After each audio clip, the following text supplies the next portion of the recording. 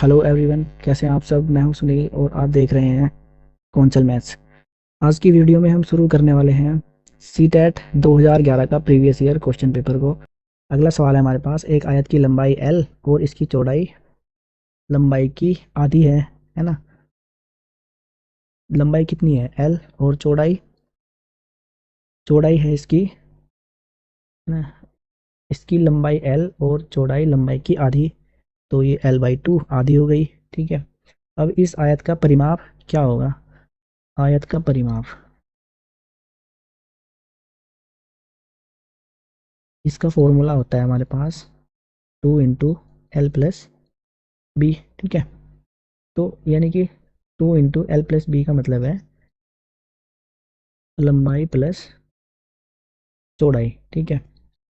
ये हमारा आयत के परिमाप का फॉर्मूला होता है। ये फॉर्मूले आपको याद करने पड़ेंगे। ठीक है। क्षेत्रफल का क्या होता है, लंबाई गुना चौड़ाई।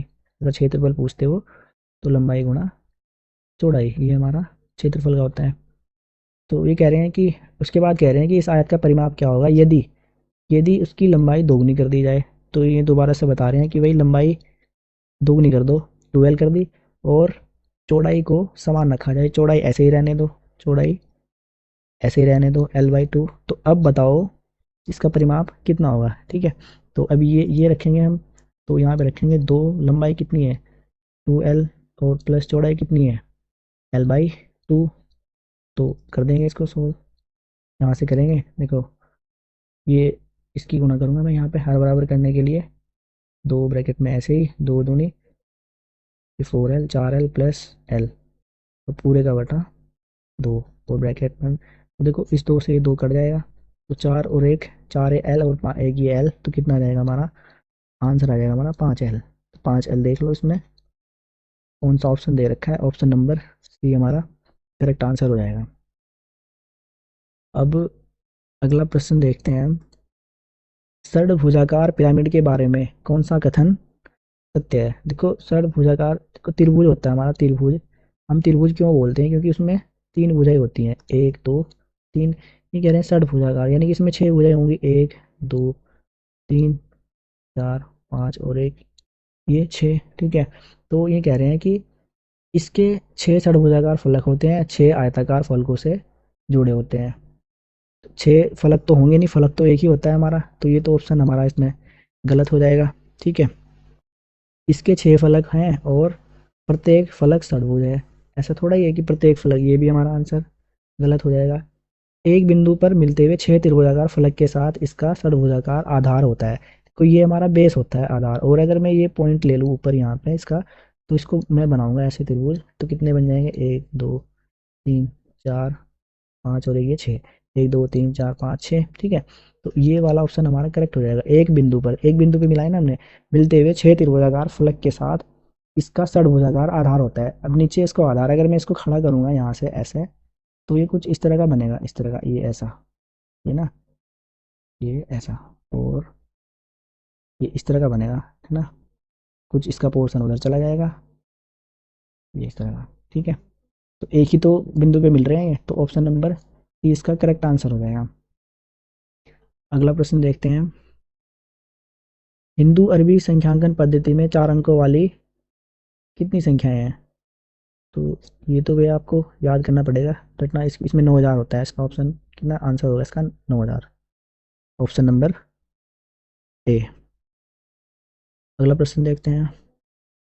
अगला प्रश्न दिया है हमारे पास, पैटर्न दे रखे हैं ना। इकाई का 3/4 है। तो इनकी दो पैटर्न है, दो पैटर्न है हमारे पास। एक इकाई का 3/4 है। तो एक से ही 1/2 का कितना होगा। ठीक। तो दो पैटर्न का निकालेंगे पहले हम। इसमें ये दो दिए है ना, ये दो पैटर्न दे रखे हैं, इनका इकाई का 3/4। तो यहाँ लिखेंगे हम, है ना, इकाई का 3/4, इकाई का 3/4। ठीक है। तो सबसे पहले लेंगे हम, मान लेंगे इसमें इकाई, है ना, माना इकाई, इकाई बराबर x है। ठीक है। इसलिए फिर x का 3/4 लेंगे ना हम, x का 3/4। ठीक है। अब इसकी जगह क्या करेंगे, अगर हम चित्र का प्रयोग करेंगे तो कितने हैं, कितने हैं हमारे पास। तो इसलिए x बराबर कितना आएगा हमारा, 2 गुणा 4/3 यानी कि 8/3। तो ये x का मान आ जाएगा हमारे पास। तो फिर x का क्या करेंगे, x का 1 से ही 1/2 बराबर किसके होगा, यानी कि x कितना है हमारे पास 8/3। 8/3 का की जगह हम गुणा लगाएंगे तो इसका करेंगे 2 × 2 और 2 × 3/2।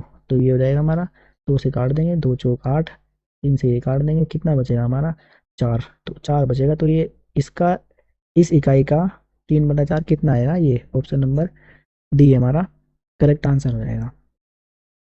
ये अब अगला प्रश्न देखते हैं। संख्या, ये संख्या दे रखी है हमारे पास 49,532 का सन्निकट हजारवां मान कितना होगा। अब सन्निकट, हम अगर आप एनसीईआरटी की कक्षा 6 की मैथमेटिक्स को पढ़ेंगे ना, तो उसमें पहला ही चैप्टर दिया है हमारे पास ये ना, सन्निकट का। तो उसमें उसमें पढ़ोगे आप तो वहाँ से पता चलेगा आपको सन्निकट किस तरह से निकालते हैं। अब देखो, अगर मैं पूछूं, जैसे बात ये कह रहे कि हजारवा, अगर मैं पूछूं यहाँ पे 10वां, अगर मैं 10वां पूछूंगा तो मैं 32 को ले रहा हूँ, जैसे कि 32 हमारे 30 के नज़दीक है या 40 के नज़दीक है। तो मैं क्या करूँगा, मतलब आप आसानी से बता दो कि भाई 30 के नज़दीक है और 32 से दूर है ना, किसके नज़दीक है 30 के। तो 32 को हम क्या लिख देंगे फिर 30, और अगर ये 35 होता है 36 होता है यहाँ पे, तो फिर मैं 36 को क्या लिखता 40। और अगर ये जैसे कि ये 532 है, ठीक है 532 है, तो 532 में किसके नज़दीक है ये 532, देखो 550 से कम है ना, तो इसको मैं पूरा 500 लिखूंगा न कि 600। ठीक है, अगर ये 559 ऐसा होता तो मैं इसको क्या लिखता, तब मैं इसको लिखता 600। ठीक है, तो ऐसे ही ये पूछ रहे हैं कि 49,532 ये पूछ रहे हैं यहाँ पे 9,532, इसका हजारवा पूछ रहे हैं। तो देखो ये कितना आ रहा है, यहाँ पे 532 आ रहा है, तो 532 को हम क्या मान लेंगे 1000। ठीक है, तो 1000 मान के इसमें ऐड कर लेंगे, तो ये 10,000 हो जाएगा। 10,000 जब इधर होगा तो ये हमारा कितना जाएगा इसमें 50,000। तो ऑप्शन नंबर ए इसका करेक्ट आंसर हो जाएगा। ठीक है, तो इस तरह से सन्निकट मान निकालते हैं। अगर ये पूछते हैं कि सैकड़े का बताओ, है ना, हजारवा मान पूछ रहे हैं ना, सैकड़े का बताओ, तो सैकड़े का कितना होता 49,000। मैं इस 32 को नेगलेक्ट कर देता हूँ यहाँ से, ये 49,500 ये हमारा आंसर हो जाता। ठीक है, इस तरह से फिर ये वाला होता। तो ऑप्शन नंबर, उन्होंने पूछा है हजारवा, तो उसका ऑप्शन नंबर ए हमारा करेक्ट आंसर हो जाएगा। अगला प्रश्न देखते हैं, निम्नलिखित में से कौन सी महत्तम संख्या है, जो बड़ी है भाई वो बतानी है हमें इसमें। तो हम क्या करेंगे, इनको अलग अलग निकाल के देख लेंगे। इसको देखो, 2 + 2 + 2 कितना हो जाएगा, 2 2 4 2 6, पहला हो जाएगा हमारा 6 का वर्ग कितना 36, बी हमारा दिया हुआ है 4 का वर्ग कितना हो जाएगा 16, सी हमारा दिया हुआ है 2 दूनी 4 और 4 दूनी 8, 8 का वर्ग, तो 8 का वर्ग कितना हो जाएगा 64, और डी हमारा दिया है, देखो 2 दूनी 4 ना, 2 दूनी 4 और इसका वर्ग दे रखा है और फिर इसका भी वर्ग दे रखा है, तो 4 का वर्ग कितना हो जाएगा 16, इस 16 का भी वर्ग करेंगे, 16 का वर्ग कितना हो जाएगा 256। तो महत्तम मान किसका आया हमारा, सबसे अधिक मान किसका आया है, सबसे अधिक मान वही डी वाले का आया, तो डी वाला हमारा करेक्ट आंसर हो जाएगा 256। ठीक है, इस तरह से। अगला प्रश्न देखते हैं, निम्नलिखित तालिका को ध्यान से देखिए। इसमें पूछ रहे हैं इनमें से कौन सी बस नई दिल्ली से मथुरा पहुंचने में सबसे कम समय लेती है। बस मथुरा से चल रही है ना, ये ना बस दिल्ली से मथुरा जा रही है, तो कौन सी बस सबसे कम, तो ये और ये वाला लेंगे हम। ठीक है, निगमन होता है हमारा पहुंचने का, आगमन होता है हमारा आने का, और ये चलने का समय।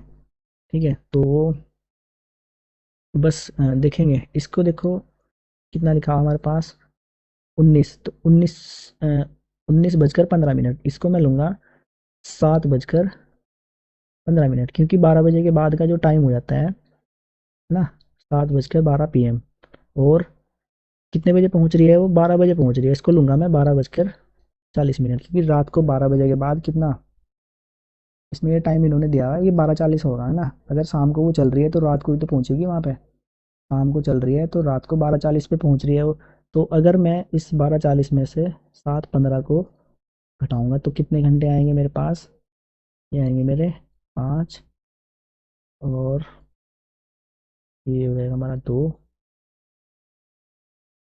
और 5 घंटा, 5 घंटे 25 मिनट। तो 5 घंटे 25 मिनट में ये पहुंच रही है हमारी, ठीक है। ऐसे ही ये पहुंच रही है हमारी बस नंबर 1, ठीक। ऐसे ही बस नंबर 2, इसका देखेंगे हम, बस नंबर 2, ठीक है।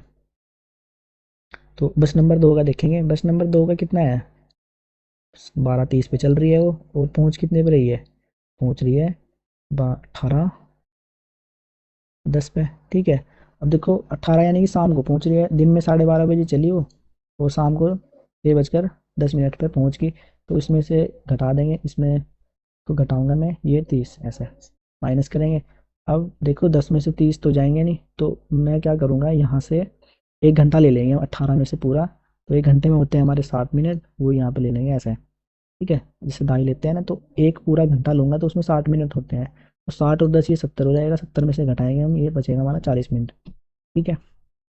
और इधर कितना बचेगा? इधर बचेगा हमारा ये 7 बचेगा ना, तो 7 में से 2 गया 5, तो 5 घंटा 40, और ये 5 घंटा 25 मिनट। तो पहली बस ने इतना टाइम लिया, दूसरी ने इतना, और अब एक लास्ट देख लेते हैं बस नंबर 3। इसने कितना, ये पूछ रहे हैं कि सबसे कम समय कौन सा ले रही है। अभी तो ये वाली ले रही है, इसका देखते हैं कितना आता है। तो इसमें देखते हैं कितना है, 16:45 और 21:55, ठीक है। 16 यानी कि 4 बजे चली वो वहाँ से, 4:45 पे, और रात को 9:55 पे पहुँच गई। तो इसमें घटा देंगे, यहाँ से घटा दो डायरेक्ट, कितना है 45, ठीक है। अगर ये ज़्यादा होता ना यहाँ पे 60, तो मुझे 1 घंटा लेना पड़ता है जैसे पूरा, क्योंकि ये कम है तो बस घटा दूंगा मैं। ये 0, 5 में से ये आएगा ये 10, और ये घटेगा हमारा 11 में से ये 5 बचेगा, ठीक है। तो 5 घंटा 10 मिनट, ठीक। 5 घंटा, तो सबसे कम पूछ रहे थे वो, सबसे कम समय किसने लिया? तो सबसे कम तो मेरा इसी ने लिया है ना, बस नंबर 3 ने। तो इसका करेक्ट आंसर हो जाएगा ऑप्शन नंबर डी।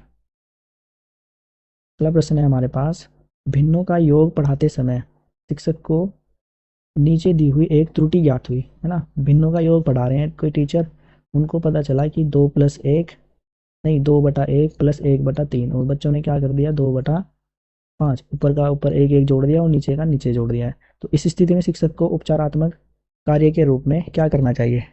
लघुत्तम समापवर्ती में लैसे की अवधारणा को समझाने में बच्चे की सहायता करें। ये बिल्कुल करेक्ट आंसर है हमारा। बच्चे को लैसे की अवधारणा नहीं पता है कि लघुत्तम लेना पड़ता है हमें इनका ना, ऐसे लेना पड़ता है, तब ये जोड़ के सवाल इस तरह से कर सकते हैं हम। बच्चे से कहे कि वह अधिक से अधिक अभ्यास करे, ये तो गलत है। इसमें अधिक हस्तक्षेप नहीं करना चाहिए, क्योंकि बच्ची जैसे बड़ी होगी वह समझ जाएगी, ये भी गलत ऑप्शन है हमारा, ठीक है। प्रत्येक भिन्न के परिमाण को समझने में बच्चे की सहायता करें, तो ये भी गलत है। और करेक्ट ऑप्शन हमारा ऑप्शन नंबर ए ही होगा इसमें ना, क्योंकि बच्चे को लैसे की अवधारणा नहीं पता है, ठीक है। अगला है हमारे पास, विकास 56 विद्यार्थियों की कक्षा को गणित पढ़ाता है। उसका यह विश्वास है कि यदि परीक्षा के तुरंत बाद फीडबैक दिया जाए तो वह प्रभावी होती है। वह 10 बच्चों की एक छोटी कक्षा परीक्षा वह 10 बच्चों की एक छोटी कक्षा परीक्षा का आयोजन करता है, ठीक है। 10 बच्चों की छोटी कक्षा में परीक्षा का आयोजन करता है। प्रभावी तरीके से प्रतिपुष्टि फीडबैक देने का सबसे अच्छा तरीका कौन सा है? तो फीडबैक देने का सबसे अच्छा तरीका बता रहे हैं इसमें, वह यादृच्छिक रूप से, में लिखा है कि वह यादृच्छिक रूप से किसी एक कॉपी का चयन करे। इसके पास कॉपियाँ रखी हैं इतनी सारी, एक दो, और उसमें से किसी एक कॉपी का चयन करे और बोर्ड की सहायता से उत्तर उस कॉपी में उत्तर प्राप्त करने की विधि पर चर्चा करें। तो ये तो होगा नहीं इसमें हमारा ना। अब ऐसे थोड़ा ही करें कि बहुत सारी में से किसी एक को निकाल लिया हमने और बस उसी को देख रहे हैं, ठीक है। तो ऑप्शन ये तो गलत हो जाएगा। अगला है हमारे पास, वह विद्यार्थियों को एक दूसरे के उत्तरों की जांच करने दे।